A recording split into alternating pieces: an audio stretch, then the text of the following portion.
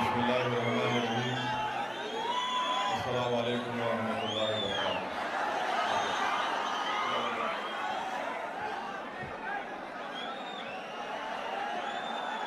करनूल के मजलिस इत्तेहाद मुस्लिमीन के सदर जनाब मंसूर पाशा साहब, जनाब मजहर हुसैनी साहब, अमीर पाशा साहब, सैयद पाशा साहब, शब्बीर खान साहब, करनूल के साबिक़ा सदर जनाब अब्दुर्रहमान साहब, नंदियाल के सदर अकबर साहब, नंदीकोटकूल के जिम्मेदारान और हमारे जुनैद साहब, मोअज़्ज़िज़ हाज़रीन इकराम, बुज़ुर्गान मिल्लत, मेरे नौजवान साथियों, मैं सबसे पहले आप तमाम का शुक्रगुजार हूँ कि आप लोग अपना कीमती वक्त निकाल कर आज के इस करनूल शहर में इंतखाबी जलसे में शिरकत की। मैं आपसे माज़रत भी चाहता हूँ कि एडमिनिस्ट्रेशन की तरफ से इस इंतखाबी जलसे को हम ये मुतालबा कर रहे थे कि खुले मैदान में इस इंतखाबी जलसे को करने की इजाज़त मिले, मगर नहीं मालूम किस बिना पर एडमिनिस्ट्रेशन ने हमको इजाज़त नहीं दी। खैर, आज आप आए हैं, मेरी आपसे गुजारिश है कि थोड़ा सब्र कर लीजिए और थोड़ा बैठ जाइए।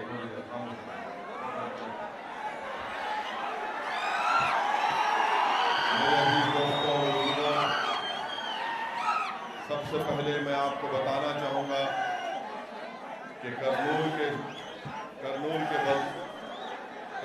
बल्दी इंतखाबात में मजलिस इत्तेहादुल मुस्लिमीन के 7 उम्मीदवार हैं। जनाब फेरोज साहब वार्ड नंबर 2 से हैं, जावेद साहब 6 नंबर वार्ड से हैं, जनाब नागराज गौड़ साहब वार्ड नंबर 46 से हैं, जनाब अब्दुल मुनाफ साहब 10 नंबर वार्ड से हैं, सैयद शोएब कादरी साहब वार्ड नंबर 4 से हैं, मोहतरमा शेख अफरीन साहिबा जो इंडिपेंडेंट है, मजलिस उसकी तायीद कर रही है, उनका इंतखाबी निशान बिरवा है। मोहतरमा शहजादी साहिबा जो इंडिपेंडेंट है, जिसकी मजलिस तायीद कर रही है 6 वार्ड से, उनका इंतखाबी निशान रिंग है। वार्ड नंबर 1, 2, 3, 4, 5 से मजलिस के उम्मीदवारों का इंतखाबी निशान पतंग है और आप तमाम से मेरी गुजारिश है कि 10 तारीख को आप मजलिस के उम्मीदवारों को कामयाब करें। नदियाल से मजलिस के 6 कैंडिडेट हैं, जनाब अकबर साहब की क़यादत में वहाँ पर नंदीकोटकूल में एमआईएम के 4 उम्मीदवार हैं। तो मेरी आप तमाम से गुजारिश है कि 10 तारीख के दिन आप अपना एक वोट एमआईएम पार्टी के हक़ में इस्तेमाल करें।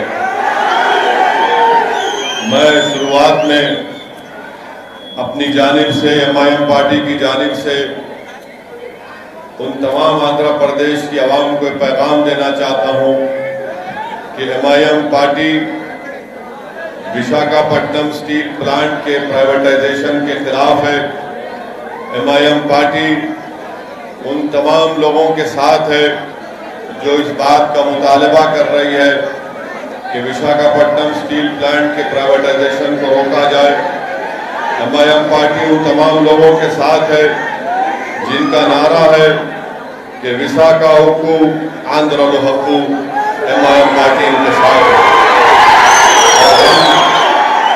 नरेंद्र मोदी प्राइम मिनिस्टर से इस बात का डिमांड करते हैं कि विशाखापट्टनम स्टील प्लांट के प्राइवेटाइजेशन के फैसले को वापस ले।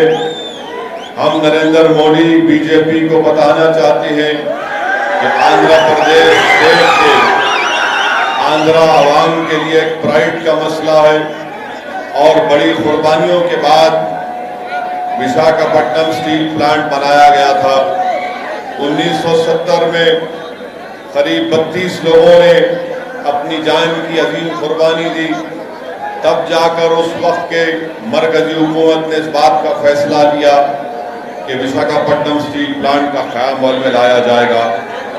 आप लोग जानते हैं कि कम से कम 65 गांव को उसकी ज़मीन को इसमें मिला दिया गया और करीब 22,000 एकड़ लैंड इसमें इस्तेमाल की गई। आपको मैं बताना ज़रूरी समझता हूँ शुरुआत में कि विशाखापट्टनम स्टील प्लांट में 19,000 एकड़ ज़मीन है जिसकी मार्केट वैल्यू करीब 1 लाख करोड़ है। मैं ये बात समझने से कासिर हूँ कि भारत के प्रधानमंत्री आखिर क्यों विशाखापट्टनम स्टील प्लांट को प्राइवेटाइज करना चाहते हैं। क्या भारत सरकार के पास, क्या मोदी गवर्नमेंट के पास पैसे नहीं है कि वो विशाखापट्टनम स्टील प्लांट को दोबारा स्टार्ट करवाए? क्या नरेंद्र मोदी 20,000 लोगों को बेरोजगार करना चाहते हैं? नरेंद्र मोदी की सरकार ने 6.5 साल में जनता को वादा किया था कि हर साल 1 करोड़ लोगों को नौकरियां देंगे, मगर नौकरी नहीं दी। भारत के गरीब आवाम और नौजवान उनका मुकद्दर बेरोजगार बनाकर रख दिया उनको। आज ये सरकार विशाखापट्टनम स्टील प्लांट को प्राइवेटाइज करके क्रोनी कैपिटलिज्म की एक बेहतरीन मिसाल यहाँ पर पेश कर रही है। हम करनूल के इंतखाबी जलसे से यहाँ की रियासती हुकूमत के चीफ मिनिस्टर, YSR पार्टी के चीफ मिनिस्टर और भारत के प्राइम मिनिस्टर नरेंद्र मोदी, इन दोनों से हम डिमांड करते हैं कि वाइजाग स्टील प्लांट के प्राइवेटाइजेशन को रोका जाए और हम YSR पार्टी से इस बात का डिमांड करते हैं कि आंध्र प्रदेश की जनता ने इतनी बड़ी तादाद में आपको लोकसभा और असेंबली के इलेक्शन में कामयाब किया। हमारा डिमांड यह है कि यहाँ के चीफ मिनिस्टर अपना सिर्फ खत लिखकर मोदी से अपने गम का इजहार ना करें, बल्कि हम चीफ मिनिस्टर आंध्र प्रदेश से ये मुतालबा करते हैं कि वो आंध्र प्रदेश की जनता के मिजाज को समझें और रोड पर निकल कर आकर बीजेपी नरेंद्र मोदी सरकार के खिलाफ एहतजाज करें। MIM पार्टी भी उनका साथ देगी वाइजाग स्टील प्लांट को। दूसरी मेरी बात आप तमाम से अर्ज करना यह है कि ये एक इलेक्शन की मीटिंग है और 10 तारीख के दिन इंतखाबात या पोलिंग का दिन है। मैं आपको ये बात बताना जरूरी समझता हूं मेरे भाई कि MIM पार्टी ने 2019 के असेंबली और पार्लियामेंट के इलेक्शन में हमने आप तमाम से अपील की थी कि आप इस इलेक्शन में TDP और BJP के खिलाफ वोट दीजिए। हमने आपसे अपील किया था कि आप असेंबली और पार्लियामेंट के इलेक्शन के लिए जगन मोहन रेड्डी का साथ दीजिए। आज ये म्युनिसिपल इलेक्शन है। मैं आपके दरमियान में खड़े होकर आंध्र प्रदेश की आवाम से अपील कर रहा हूं कि जहां कहीं भी MIM पार्टी के कैंडिडेट हैं, आप MIM पार्टी के कैंडिडेट्स को देकर कामयाब करिए।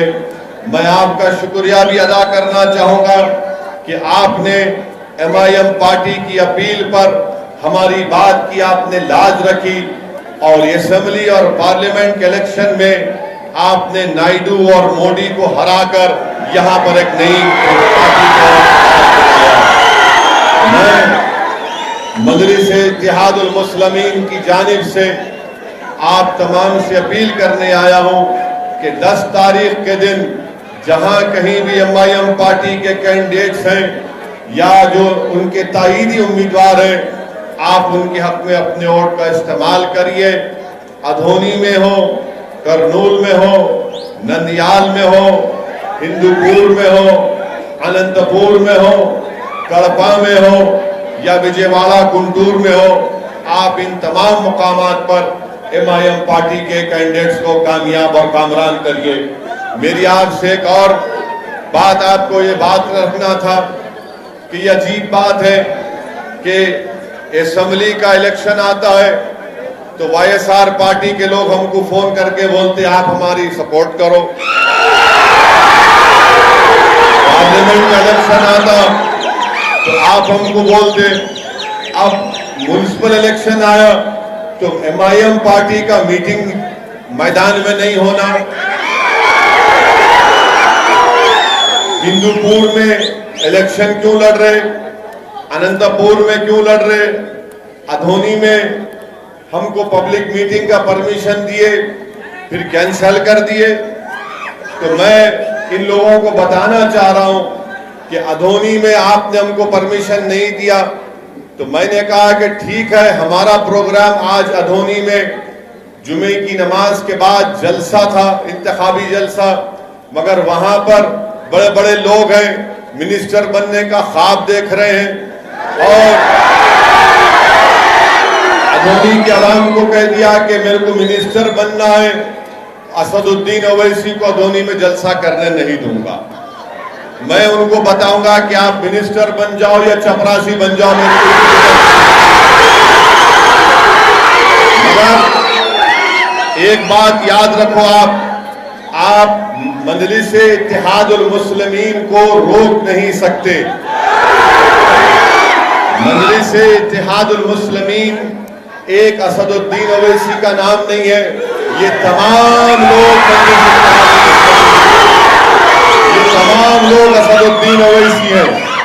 तो अगर आप ये समझ रहे हैं, चाहे किसी भी पॉलिटिकल पार्टी का हो, अगर वो ये समझ रहा है कि एमआईएम पार्टी को जलसे नहीं होने देंगे, एमआईएम पार्टी के लोगों को डराएंगे, मेरे भाई डरते होंगे तेलुगु देशम के नायडू वाले,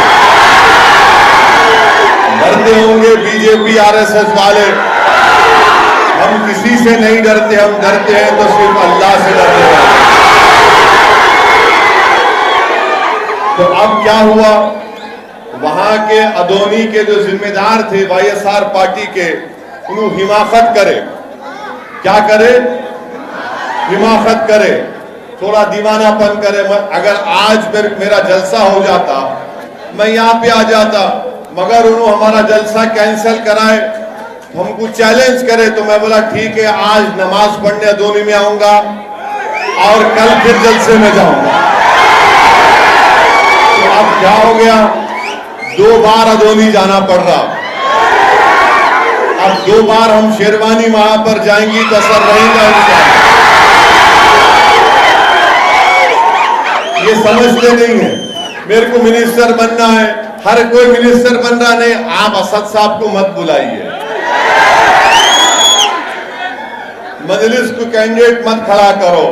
मेरे भाई, किसी एमएलए को मिनिस्टर बनना है तो मजलिस को मिनिस्टर बनने का शौक नहीं है, मजलिस को लड़ने का शौक है। मजलिस को अगर कोई मिनिस्टर बनता तो बन जाए, हमको इससे कोई परवाह नहीं है, आप बनते जो बनते बन जाओ, मगर हमको हमारा हक मिलना चाहिए, हमारे मसाइल हल होना चाहिए। इसीलिए अगर कोई आके ये बोलेगा कि एक आदमी की मकबूलियत के लिए एक आदमी को मिनिस्टर मिलने वाला है, आप उस बिना पर पूरे गरीबों के मफाद की कुर्बानी दे दो या कॉम्प्रोमाइज कर लो, मेरे भाई ये नहीं हो सकता है। जब तक हम जिंदा रहेंगे सबसे लड़ेंगे इंशाअल्लाह ताला। और हमारी ये जद्दोजहद, हमारी ये लड़ाई अपनी मकबूलियत के लिए, अपनी अना के लिए नहीं है, बल्कि गरीबों को उनका हक दिलाने के लिए। और मजलिस-ए इत्तेहादुल मुस्लिमीन की तारीख है 63 ईयर्स से, 63 साल से मजलिस-ए इत्तेहादुल मुस्लिमीन अवाम की खिदमत करती आ रही है। मैं आपको ये बताना चाह रहा हूं कि आज अल्हम्दुलिल्लाह अल्लाह ने मौका दिया करनूल को आने का, और मैं आपसे वादा कर रहा हूं कि अल्लाह मुझे जब तक जिंदा रखेगा, मैं बार बार करनूल को दोने को आता रहेगा इंशाअल्लाह। आप नहीं रोक सकते मेरे को,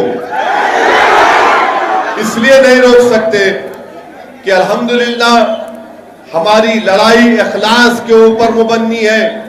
हम अपना हक चाहते हैं और एमआईएम पार्टी ने बहुत से चीफ मिनिस्टर को देखे। मैं आज से 25 साल पहले एमएलए बना था।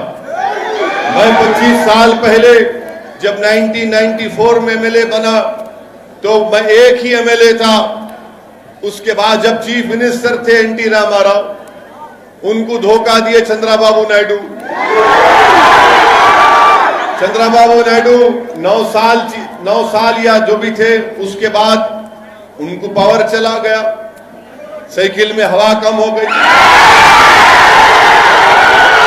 तो वाईएस राजशेखर रेड्डी सीएम बने, हम उनको देखे। वाईएस राजशेखर रेड्डी के हादसे के बाद रोशैया बने चीफ मिनिस्टर, हम उनको देखे। उसके बाद किरण कुमार रेड्डी आए, उन्होंने मजलिस से झगड़ा करे, उन्होंने अपनी पार्टी बना लिए, पार्टी का निशान चप्पल रखे, चप्पल राज में आई। किरण कुमार रेड्डी चले गए, किरण कुमार रेड्डी चले गए, आंध्रा तो बाइफर्केशन हो गया। यहां पर चंद्रबाबू नायडू बने, 5 साल के बाद उन्होंने घर में बैठ गए, उन्होंने जगनमोहन रेड्डी बन गए। तो अब तक माशाल्लाह से हम लोग 7-8 चीफ मिनिस्टर को देख लिए।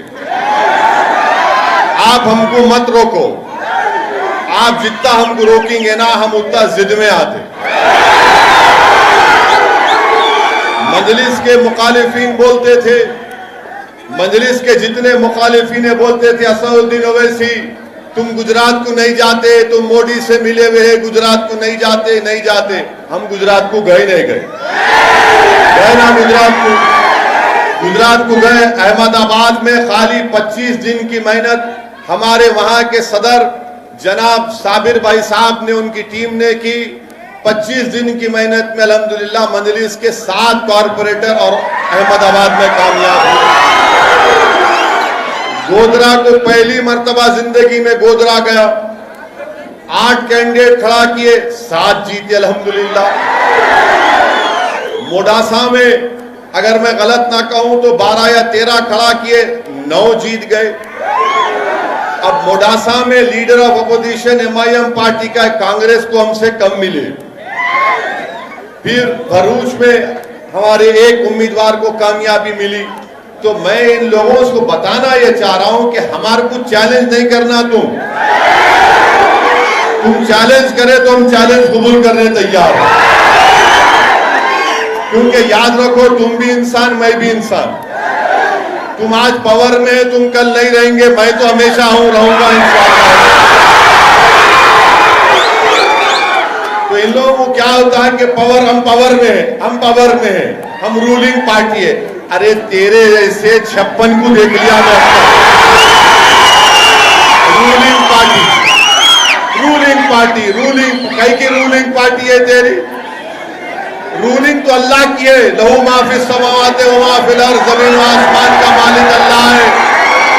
तुम क्या रूलिंग करते? उन्हें रूलिंग करता, उन्हें रूलिंग करा बोलते। सुबह में सूरज निकलता, रात में चांद तारे ये सब आते, बारिश होती। रूलिंग रूलिंग कई की रूलिंग बैठे, कोई रूलिंग नहीं। ये दुनिया में हम सब जो है मुसाफिर है, पानी के बुलबुले हम सब लोग। तो ज्यादा हुरूर तकब्बुर नहीं करना बाबा। अल्लाह मौका दिया, काम कर लो। मिनिस्टर बनना है, जो मिनिस्टर बनो, क्या क्या बनते बनो। लाल गाड़ी के ऊपर लाल लाइट लगा के फिर लो, दूल्हे बन के, हमको इतराज नहीं है। हमारे को डिस्टर्ब नहीं करना। हमारे को डिस्टर्ब करे तो हम तुम्हारे पीछे पड़ जाते थे, और ऐसा पीछे पड़ते हैं कि तुम्हारे को आइंदा असेंबली इलेक्शन में नतीजा दिखाएंगे फिर हम। तो इसीलिए मैं इखलास के दायरे में रहकर, अदब के दायरे में रहकर इन लोगों से अपील कर रहा हूं, अपना काम करो, हमको अपना काम करने दो। आप अपना काम कर लो, कौन रोक रहा आपको? मगर नहीं, यहाँ मैदान में नहीं करना है। एमआईएम पार्टी को जलसा कैसा देते, आज बंद है। अरे आंध्रा में बंद है, हम भी बंद की तायीद करे, जुनेद भी करे, मंसूर भी करे, सब करे, तायीद करे, मगर ये शाम में बंद होता क्या? मैं हमारे को कोई बोले बड़े लोग, वो गवर्नमेंट के नहीं साहब बंद है, मतलब रात में कुत्ते का पेशाब भी बंद है क्या? रात में वो बंद नहीं होता। तुम बोले तुम कुत्ते का पेशाब पियो, पब्लिक पे जाके अपना वोट का मुतालबा करेंगे पतंग के निशान को। बंद बंद, अरे बंद है तो दिन का बंद है। आज मैं जा रहा था अदोनी को, कौन सा गांव था जुनैद, कोटपुर में गाड़ी मारो के आज है ना, है ना,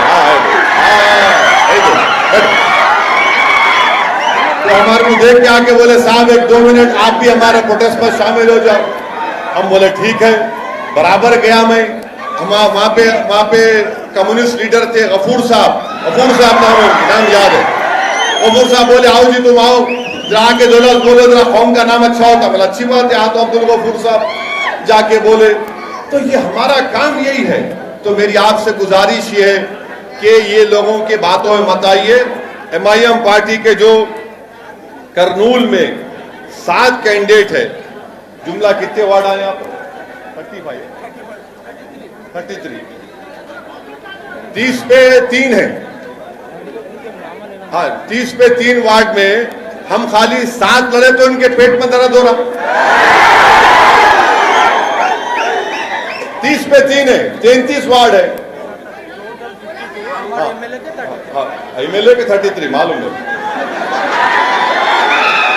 52 है मालूम। अब वो उसमें से खाली 7 लड़े तो इनको सांस चढ़ रही। अभी आप क्या करते कि क्या बोलते कि क्या करते? अरे क्या करते, इलेक्शन लड़ने आ रहे, तुम भी वोट मांग रहे, मैं भी वोट मांग रहा हूं।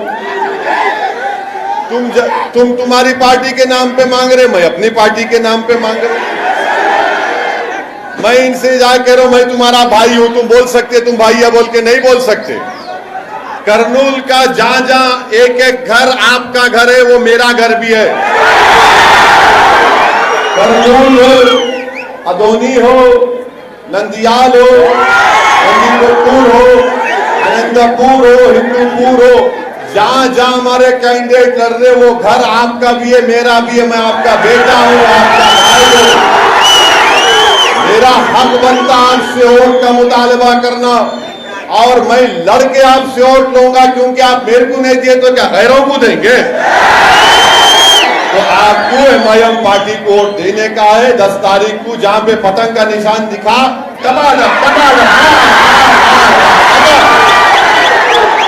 और 10 तारीख को पूरे आसमान पे खाली पतंग नजर आना।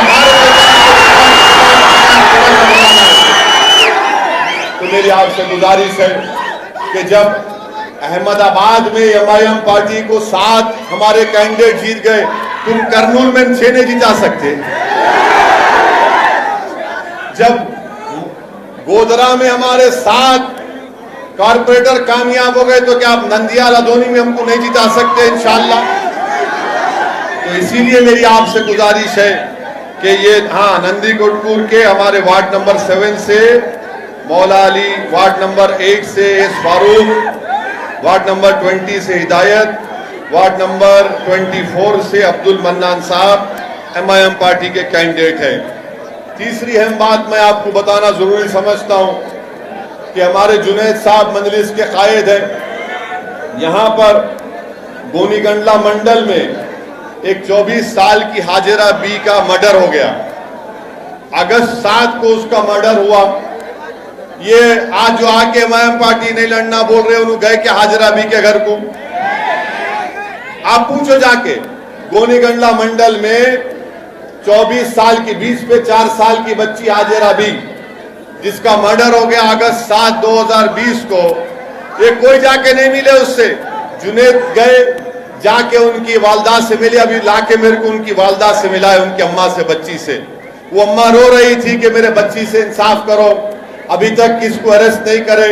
मैंने कहा कि अम्मा इंशाअल्लाह सुबह में मैं SP और कलेक्टर साहब से बात करके हमारी बच्ची को जो लोग मर्डर किए उनसे डिमांड करूंगा, उनको अरेस्ट करना, पुलिस उनको जेल को भिजाना, और कोर्ट के केस के जरिए उन तमाम को सख्त से सख्त सजा 302 में जो IPC मिलती है मिलना चाहिए। ये काम MIM पार्टी कर रही है। अब जो लोग हमको बोल रहे हैं कि काम नहीं, ये आप इलेक्शन नहीं लड़ना, यहाँ कहीं को आए साहब आप, यहाँ अच्छा माहौल है। अरे अच्छा माहौल को अच्छा करने आए, खराब करने कौन आई थी? जब CAA का मीटिंग हुई CAA के खिलाफ, NPR NRC के खिलाफ, तो बड़े मैदान में हुई थी, हजारों की तादाद में आपने शिरकत की थी, हम आए थे। जब आके बाजू बैठना जरूरी था इनको, मेरे इनको बुलाए भी नहीं थे, नहीं मैं बाजू बैठता, मतलब बैठो, हम तो बोल रहे बाजू नो को बैठो, दिल में बैठ जाओ, आके जगह है हमारी। मुस्लिम पर्सनल बोर्ड का जलसा हुआ, ट्रिपल तलाक के खिलाफ पूरे उलमाए किराम आए थे। अल्हम्दुलिल्लाह करनूल के तमाम उलमाए किराम, मशाइखीन, मदरसे के जिम्मेदारान की सरपरस्ती में वो जलसे आम हुआ, आप तमाम ने शिरकत की। तो मेरी अजीज दोस्तों और बुजुर्गों, मैं आपको बता रहा हूं कि करनूल में हो या आंध्र प्रदेश में हो, आपको अपनी एक पॉलिटिकल वॉइस की जरूरत है। आपको अपनी पार्टी के नुमाइंदों को कामयाब करना जरूरी है, ताकि कोई आपके लिए लड़े, ताकि हुकूमत के पास जाकर आपके मसाइल की तर्जुमानी कर सके। मैं आपको ये बात इसलिए बता रहा हूं, अगर आप ये समझेंगे नहीं असद साहब अच्छी तकरीर करते, हम तकरीर जलसे में आएंगे, सीटी मारेंगे, हा करके चले जाएंगे, ऐसा नहीं है। मैं आपसे अपील कर रहा हूं कि 10 तारीख को आप सुबह सुबह अपने घर से निकलकर अपना एक वोट MIM पार्टी को देंगे। अपनी पार्टी को मजबूत करो। आप ये देख रहे पूरे मुल्क में कैसे हालात हो रहे हैं। जब से बीजेपी की सरकार बनी है, अक्सरियती तबके की जमहूरियत का उसका फरोग दिया जा रहा है। जो मुसलमान हैं, दलित हैं, आदिवासी हैं और जो गरीब बैकवर्ड क्लास के लोग हैं, वो सब लोग फिक्रमंद हैं कि ये मेजॉरिटेरियन फॉर्म ऑफ डेमोक्रेसी की वजह से हमारी आवाज को बंद कर दिया जा रहा है। घुटन महसूस हो रही है। अगर कोई अपने हक का मुतालबा करता, अगर कोई बोलता है कि दिल्ली के फसादात में वो जो बच्चा फैजान, वो फैजान का वीडियो आपने देखा होगा कि 4 लड़के जमीन पर पड़े हुए और दिल्ली की पुलिस या कहां की पुलिस उन बच्चों को मार कर कह रही है कि जनगण मना पढ़ो, तो उसमें से एक बच्चा दर्द की हालत में, कर्ब की हालत में, तकलीफ में जनगण मन पड़ता है, बाद में फैजान मर जाता है। अगर मैं फैजान के मारने वालों को गिरफ्तारी का, उनके अरेस्ट का मुतालबा करता हूं तो एंटी नेशनल करार दिया जाता है। मैं ट्वीट करता हूं तो दिल्ली पुलिस रिप्लाई करके कहती है कि फुला पढ़ लो। अरे दिल्ली पुलिस वालों, तुम यकीनन बहुत अक्लमंद होंगे, मुझे मालूम, मगर मेरी आपसे एक ही रिक्वेस्ट है दिल्ली पुलिस के कमिश्नर पुलिस से कि मैं आज के जलसे से आपसे पूछना चाह रहा हूं, वो फैजान को जिन्होंने मारा, क्या आपने उनको गिरफ्तार किया? जिन्होंने फैजान को मारा, आपने उनको गिरफ्तार किया? जो 19 मसाजिद को नुकसान पहुंचाया गया या शहीद किया गया या जलाया गया, आपने उनको कितनों को गिरफ्तार किया? बताओ आप। नहीं इसका जवाब आता।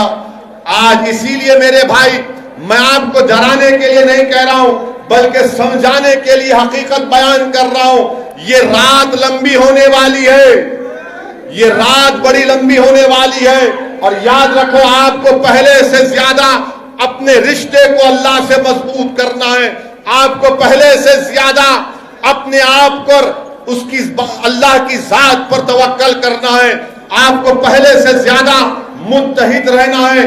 आपको पहले से ज्यादा आज मजलिस की आपको जरूरत है। मजलिस आपकी आवाज है, मजलिस आपकी पहचान है।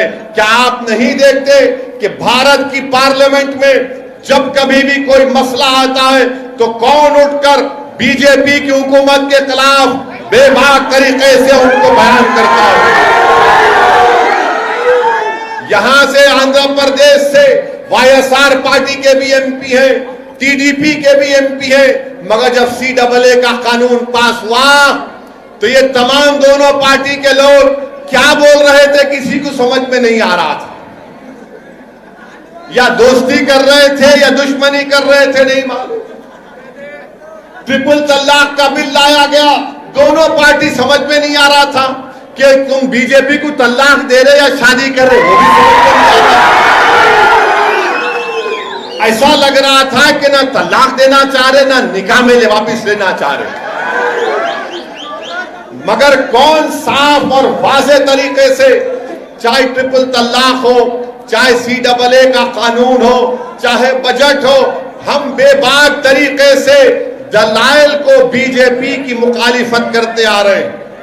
ये काम MIM पार्टी कर रही है। और आप जानते हैं कि अल्लाह के फजलो करम से औरंगाबाद की पार्लियामेंट की सीट से भी MIM पार्टी का कैंडिडेट कामयाब हुआ।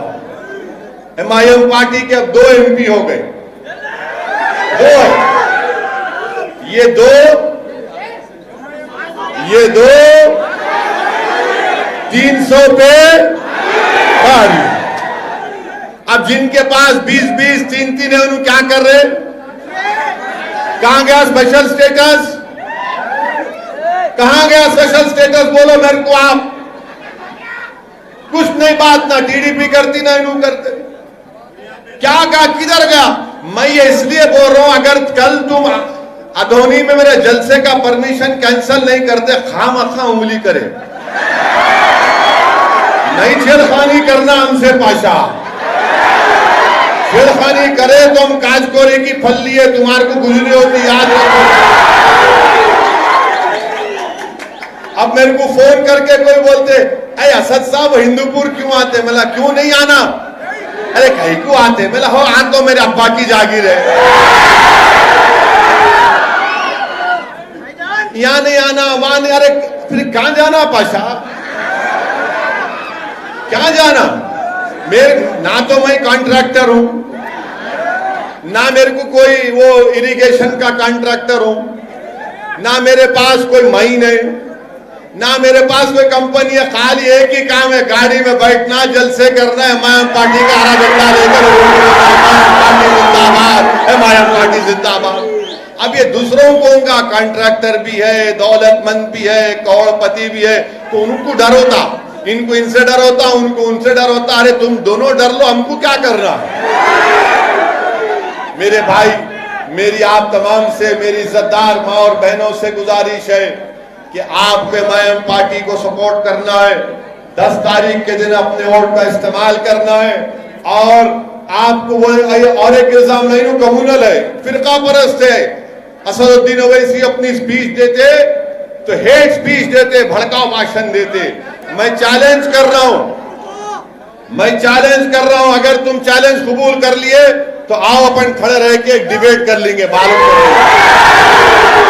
कौन फिरका परस्त बताएंगे। कहा कि फिरका परस्ती हम बता सकते हैं आपको, MIM पार्टी कम्युनल है। अरे क्या तुम्हारे पास क्या सर्टिफिकेट है? कंपनी है? हाँ, तुम्हारे पास क्या कंपनी है? तुम स्टैंप मार के दिए तो सेकुलर, उन्होंने नहीं दिए तो कम्युनल। अरे तुम्हारे सर्टिफिकेट की जरूरत नहीं है, मैं छुट्टी पे रखता हूं तुम्हारा सर्टिफिकेट। नहीं वो कम्युनल है। अरे तुम अरे मैं कम्युनल तो तुम क्या है बताओ? फिर तुम क्या है बताओ? हर जगह पे अरे MIM पार्टी कम्युनल। अरे तुम जितना बोलेंगे उतना मोहब्बत अल्लाह आवाम के दिलों में डालेगा इंशाअल्लाह। कम्युनल है। अरे कौन सा कम्युनलिज्म की बात कर रहा हूं मैं? तो बाबा साहिब अम्बेडकर का बना हुआ संविधान में जो हुकूक दिए गए, जो राइट्स दिए गए, फंडामेंटल राइट्स दिए गए, उनको बोलो हमको दो आप। नहीं कम्युनल। अरे कहां कम्युनल है? हम तो कह रहे हैं कि भारत में जो दलित है, आदिवासी है, जो मुसलमान है, जो गरीब है, पसमानदा है, आप उनसे इंसाफ करो, उनके महलों में तरक्की कराओ, उनके बच्चों के लिए स्कूल का इंतजाम करो, उनके बच्चों को नौकरियां दिलाओ। अगर ये कम्युनलिज्म है तो बताओ फिर सेकुलरिज्म क्या होगा? मेरे अजीज दोस्तों और बुजुर्गों, आप देखते हैं कि दुल्हन की स्कीम कहां गए अल्लाह को मालूम। वक्फ बोर्ड के जमीन का कमेटी नहीं बनती, minority corporation, overseas education scholarship वो भी नहीं मालूम किधर गया। मेरी आपसे एक ही अपील है कि आपको जमहूरियत में एक अपोजिशन की जरूरत है। अब यहां पे क्या हो रहा आंध्र प्रदेश में, ये रूलिंग पार्टी वाले बोलते अरे टीडीपी वाले पैसे लेके बैठ गए, तुम कहीं को नहीं ले रहे। पूछते पूरे टीडीपी वाले नायडू को धोखा दे, नायडू सुसरे को दिए, अब इनला नायडू को धोखा दे। जितने नायडू से टिकट लिए उनको वो वाईएसआर वाले बुला के इधर भाई गुलाब जामुन खा, सो जा। हमारे को बुलाए, उन्होंने बोले गुलाब जामुन खाओ, हम बोले नहीं खाते। बोले 2 खाओ, हम बोले नहीं खाते। पूरा डब्बा ले ले, हम बोले नहीं खाते। उसको बोले क्या खाते, तो हम बोले हम तुमको खाते।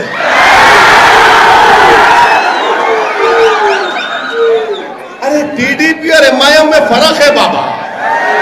हम जमीर का सौदा नहीं करते, ईमान का सौदा नहीं करते। हम जीतेंगे हारेंगे अल्लाह की मर्जी, मगर हम लड़ेंगे इंशाअल्लाह ताला। क्योंकि जब दुनिया में तारीख लिखी जाएंगी भारत की सियासत की, तो मौरिख लिखेगा कि हाँ ये लोग, इनकी खूबसूरती, इनकी ताकत, इनकी अहमियत, इनकी खुसूसियत ये थी कि लड़ने वाले लोग थे, ये किसी से डरने वाले नहीं थे। हम तारीख लिखना चाह रहे हैं, हम हिस्ट्री बनाकर रहेंगे भारत की जमहूरियत में इंशाअल्लाह ताला। हम भारत की जमहूरियत को मजबूत करना है। कैसे मजबूत करेंगे? जब दलित, आदिवासी, मुसलमानों को उनका पॉलिटिकल राइट मिलेगा, उनकी इंडिपेंडेंट पॉलिटिकल लीडरशिप बनेगी। और उसके लिए आपको मदद करना है, पहले अपनी दुआओं से, फिर अपने जमात को मशवरा देते रहना। हम गलती करें, मंसूर गलती कर रहा है, ए जुनैद सही हो जा, ये आपका काम है। इसीलिए ये आपकी जमात है। 63 साल का सियासी सफर कोई आसान सफर नहीं रहा मेरे भाई। इसमें यकीनन हम तमाम को खाक और खून के दरियाओं से गुजरना पड़ा, कुर्बानियां देनी पड़ी। हमारे बुजुर्गों ने कुर्बानियां दी, हमारे बुजुर्गों ने अपना वक्त लगाया, तब जाकर आज एमआईएम पार्टी को एक मुकाम मिला है। मैं करनूल की आवाम को एक और पैगाम देना चाहता हूं कि बिहार के असेंबली इंतखाबात हुए, बिहार के असेंबली के इंतखाबात हुए। बिहार में मजलिस के 5 एमएलए, कितने एमएलए? अब इन्हों जो बोलते हम रूलिंग, तुम बिहार में तुम्हारा एमएलए नहीं है, इनके है क्या, कहां है? यहाँ खाली हम यहाँ रूलिंग है। अरे बाबा, बिहार में जाकर हम जीते हैं। महाराष्ट्र में मजलिस के 2 एमएलए अल्हम्दुलिल्लाह। मेरे अजीज दोस्तों और बुजुर्गों, बिहार को हम गए, बिहार में इलेक्शन लड़ रहे थे, तो वहां पर भी कांग्रेस, वहां पर भी बीजेपी। बैठो बैठो, कुछ नहीं, हाँ वो कुर्सी बैठी। वहां पर भी हम पर इल्जाम लगा दिया गया, मगर अल्लाह का फजल हुआ। बिहार की सरजमीन पर सीमांचल, जो भारत का सबसे पसमानदा इलाका है, वहां पर अख्तरुल ईमान की क़ियादत में एमआईएम पार्टी के 5 एमएलए जीत कर आए अल्हम्दुलिल्लाह। आज बिहार के असेंबली में मजलिस के 5 रुकनी असेंबली, वहां के चीफ मिनिस्टर नीतीश कुमार के सामने खड़े होकर सीमांचल की सरजमीन पर बसने वालों के लिए इंसाफ का मुतालबा करते हैं। वहां पर बिहार की विधानसभा में, असेंबली में एमआईएम पार्टी के एमएलए खड़े होकर बिहार का दूसरा कैपिटल पूर्णिया बनाने का डिमांड करते हैं। मैं वाईएसआरसीपी से पूछना चाहता हूं, करनूल में हाईकोर्ट लगाने का वादा बात करे थे, कहां गया भाई? वो बोले थे, नहीं बोले थे? अब कहां गया? अब हम जलसा नहीं करना, मीटिंग नहीं करना। इसीलिए हम आपसे अपील कर रहे हैं कि आपको एक आवाज की जरूरत है जो आपके मसाइल के लिए लड़ सके। और करनूल की म्युनिसिपैलिटी में 33 में खाली हमारे 7 लड़ रहे, 7 के 7 जिता दो आप। माँ बाप की जवाब पे किसको डालते, डालो बीजेपी को छोड़ के आप। मेरे अजीज दोस्तों और बुजुर्गों, और एक अहम बात की तरफ आपकी तवज्जो में मबजूल कराना चाहता हूं। कोरोना शुरू हुआ आज से 1 साल पहले, पूरे मुल्क में लॉकडाउन लगा दिया गया। नरेंद्र मोदी ने, प्राइम मिनिस्टर ने लॉकडाउन के लिए टीवी पे आके कहा, भाइयों बहनों मित्रों 4 घंटे का टाइम दिए लॉकडाउन। अब लॉकडाउन ऐसा लगाया कि पूरी गरीब का कारोबार बर्बाद, बच्चों की नौकरियां चले गई, इस जितने कारोबार थे पूरे बंद हो गए। और जब लॉकडाउन उठाने की बात आई तो नरेंद्र मोदी प्राइम मिनिस्टर ने, भारत के वजीर आजम ने 6 दिन का टाइम दिया कि 6 दिन के बाद लॉकडाउन खत्म होगा। मगर जब लॉकडाउन शुरू हुआ, लोगों की परेशानी बढ़ती गई, गरीब के पास खाने को खाना नहीं था, तो बीजेपी ने क्या किया? बीजेपी ने पूरे लॉकडाउन और आपके ये कोविड का, कोरोना की जिम्मेदारी मुसलमानों पे डाल दी और ये कहा कि तबलीगी जमात जिम्मेदार है। तबलीगी जमात को जिम्मेदार बना दिया गया। तबलीगी जमात के दिल्ली के मरकज पर छापा मारा गया, उसको बंद किया गया। मैं बीजेपी गवर्नमेंट से, दिल्ली गवर्नमेंट से डिमांड करता हूं कि तबलीगी जमात के मरकज को फौरन खोला जाए दिल्ली के। आप बंद नहीं रख सकते, आपका बंद करना गलत है। इसलिए गलत है कि मालूम हो गया कि जितने कोर्ट में केसेस थे तबलीगी जमात के जिम्मेदारों के खिलाफ, एक के बाद एक कोर्ट में केस खत्म होते जा रहे हैं। हार रही है सरकार वहां पर, और ये बीजेपी की तरफ से सिर्फ मुसलमानों के ताल्लुक से नफरत पैदा करने के लिए, इस्लाम के ताल्लुक से नफरत पैदा करने के लिए आपने तबलीगी जमात को जिम्मेदार करार दिया। मेरे अजीज दोस्तों और बुजुर्गों, भारत की तारीख में पहली मर्तबा ऐसा हुआ है कि एक बीमारी को किसी मजहब से जोड़ दिया गया और संघ परिवार के लोगों ने कोरोना को भी कलमा पढ़ाकर उसको मुसलमान बना दिया। कभी ऐसा सुना आपने कि बीमारी का कोई मजहब होता? बीमारी का किसको भी बीमार हो सकते, कोई भी बीमार हो सकता, मगर नफरत पैदा करना था। मगर अल्लाह की जात बड़ी है, अल्लाह ने दिखा दिया कि झूठे ये है, और झूठ का अल्लाह ने बता दिया, झूठे को उसके मंजिल पर पहुंचा दिया। तबलीगी जमात को बर्बाद करने के लिए ये लोग आए। अरे मेरे भाई, आंध्रा के लोग, आंध्रा की एक जमात लखनऊ में फंस गई थी। आप पूछो उन लोगों को, मैं बात किया, लखनऊ में एक जमात फंस गई थी, उसमें एक हमारी गुंटूर की बहन का हमल साकित हो गया। हमारी बहन प्रेग्नेंट थी, उसको फौरन दवाखाने को ले जाना था, मगर उत्तर प्रदेश की हुकूमत ने देर कर दी। हमारी इस बहन का वो मिसकैरेज हो गया, गैर जरूरी उनको डाल के रखा गया था। कौन उठा रहा था? कौन जाकर ये कह रहा था कि कोरोना का ताल्लुक मुसलमानों से, तबलीगी जमात से नहीं है? कोई पार्टी थी सिवाय मजलिस के? कोई नहीं कह रहा था, सब डर रहे थे। हम बेबाक तरीके से टीवी पर जाकर प्रेस के जरिए से दुनिया को बता रहे थे कि इसका ताल्लुक किसी मजहब से नहीं है। मगर वो लोग जो आज वोट मांग रहे हैं, आकर बोल रहे हम तुम्हारे दोस्त हैं, हम फुला हैं, हमको वोट दे दो। मेरे अजीज दोस्तों और बुजुर्गों, मेरी इज्जतदार माँ और बहनों, मैं आपसे अपील कर रहा हूं कि फिरका परस्ती का माहौल है। इस फिरका परस्ती के माहौल में मेरी आपसे दरमंदाना गुजारिश है कि 10 तारीख के दिन अपना एक वोट का इस्तेमाल करिए और एमआईएम पार्टी को अपना वोट देकर कामयाब करिए।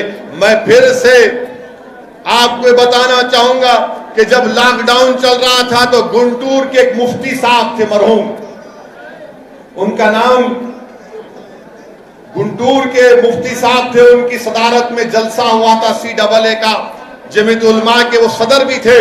उनका इंतकाल हो गया और वहां के जिम्मेदार जो थे उन्होंने फोन करके बोला कि असद साहब, वो गुंटूर का कलेक्टर ये कह रहा है कि मुफ्ती साहब की लाश को दफनाएंगे नहीं, जला दिया जाएगा। मैं फौरन कलेक्टर से बात कर रहा, मेरा मिस्टर क्या कर रहे हैं आप? बोले नो सर, गवर्नमेंट का ऑर्डर है। मेरा कई का ऑर्डर है?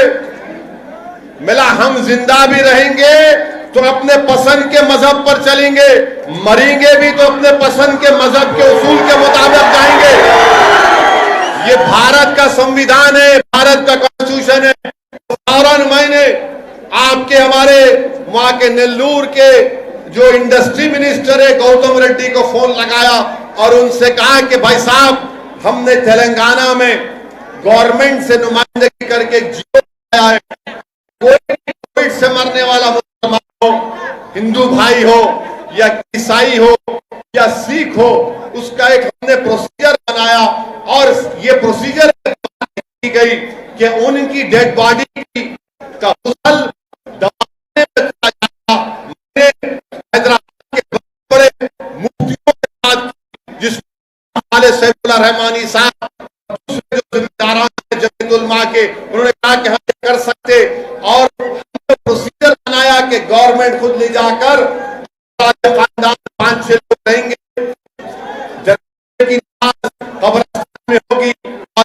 होगी, वो जियो की कॉपी मैं आपके वाईएसआर सीपी के लीडर मौजूदा चीफ मिनिस्टर के पास भिजाया, तो मेरे भिजाने के बाद आंध्र प्रदेश में उस तरह का जियो जारी हुआ। आज आप पूछते हैं पार्टी क्या कर रही?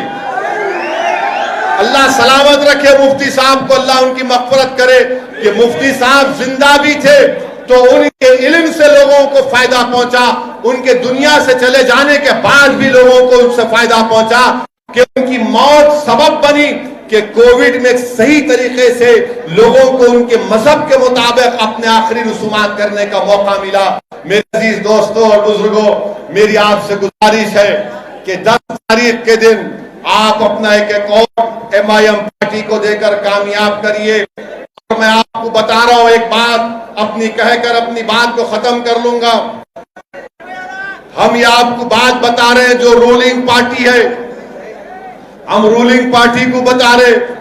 मैं 1.5 साल से रूलिंग पार्टी को बोल रहा हूं, ये परिवार के आपके पीछे पड़े हैं, पर समझते नहीं। हमें ठीक है, मगर एक बात याद रखो, जब आंध्रा में ये असेंबली का इलेक्शन होगा तो बीजेपी बड़ी ताकत के साथ आगे बढ़ रही है। मैं आपको डराने के लिए नहीं कह रहा हूं, मेरी एक जिम्मेदारी है हैसियत एक सियासतदान के। मैं थोड़ा बहुत जो अल्लाह ने मुझे इल्म दिया या सोचने समझने की ताकत दी, मैं उसकी बुनियाद पर आपसे कह रहा हूं कि मुत्तहिद रहिए, डरने और घबराने की जरूरत नहीं है। अगर आप जिस दिन डर जाएंगे इन जालिम लोगों से, तो याद रखिए हम फिर कभी नहीं उठने वाले हैं। डरना नहीं है, मुत्तहिद रहना है, अपने रिश्ते को अल्लाह से मजबूत करना है। मैं आपको फिर से कह रहा हूं कि जहेज की लानत को खत्म करो, बच्चियों से अच्छा ट्रीटमेंट करो, बच्चियों को बच्चों से ज्यादा पढ़ाओ। और आपसे मैं एक वादा लेना चाह रहा हूं कि 10 तारीख को पूरे के पूरे MIM पार्टी को वोट देंगे। आप वादा कर रहे हैं? जो बाहर हजरात बैठे वो भी हाथ उठा दो। तो 10 तारीख के दिन आप तमाम इंशाअल्लाह ताला MIM पार्टी को वोट देकर कामयाब करिए। और मैं इंशाअल्लाह ताला करनूल को आता रहूंगा, रायलसीमा को आता रहूंगा, आंध्रा को आता रहूंगा। अस्सलाम वालेकुम व रहमतुल्लाहि व बरकातहू।